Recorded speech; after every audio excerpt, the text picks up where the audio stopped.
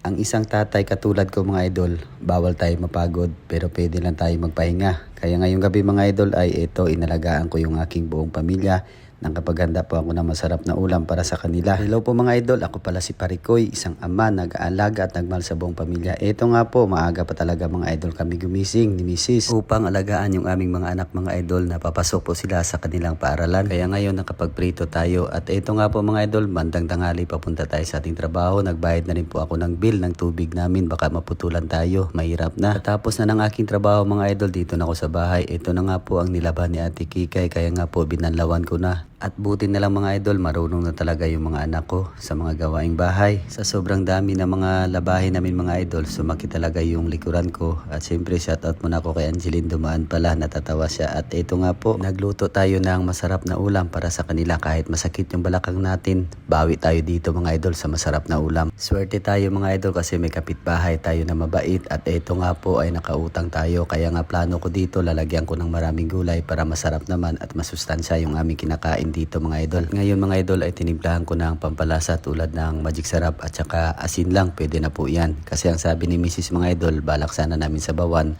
iyang nabili pala ni Ate Kika, yan pala ng mga gulay, pang pakbit po. Kaya ako na po yung nagdiskarte at hindi ko na nilagyan ng tuyo mga idol para maiba naman po. At maraming salamat pala sa lahat ng mga bagwang followers namin dyan. Welcome na welcome po kayo dito sa amin mga idol. At ito nga ay tinimplahan ko na at sakto na yung lasa at meron pa namang bahaw mga idol.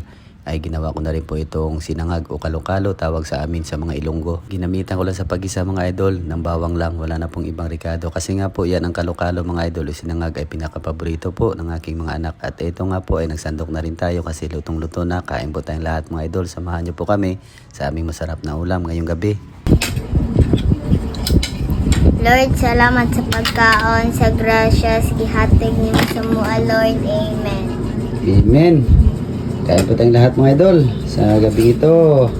Tara po mga idol, samahan nyo kami. At bago ang lahat, shoutout muna ako kay Yubob Arpon. Maraming salamat sa panonood idol. At kay Idol Raysan Joy Lopez, maraming salamat po sa tala ma'am. At ito nga po mga idol, napadami na naman po yung kain ng aking mga anak. Kasi nga po isa din nila sa paborito yung sinangag. Mabuti na lang po mga idol, nakautang po si Mrs. ng karne. Kaya nga po nakapagluto kami at nakaulam kami ng masarap na ulam. At salamat pala sa lahat ng mga OFW na lagi nakasuporta sa amin. At trabador ng Pinas, kagaya ko, lagi po tayong mag-ingat. At yung kalabasa pala mga idol, piniga ko sa kanin ni Mikmik para makain niya talaga. Kasi nga po, ganyan din yung estilo ko sa pagpakain sa mga anak ko mga idol kapag tulad ng kalabasa.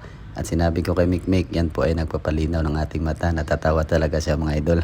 Kaya hanggang dito lang po yung video namin mga idol at sobrang busog namin talaga. Kung umabot na sa part ng video na ito mga idol, pwede mo rin i-follow at i-share. Maraming salamat po. God bless.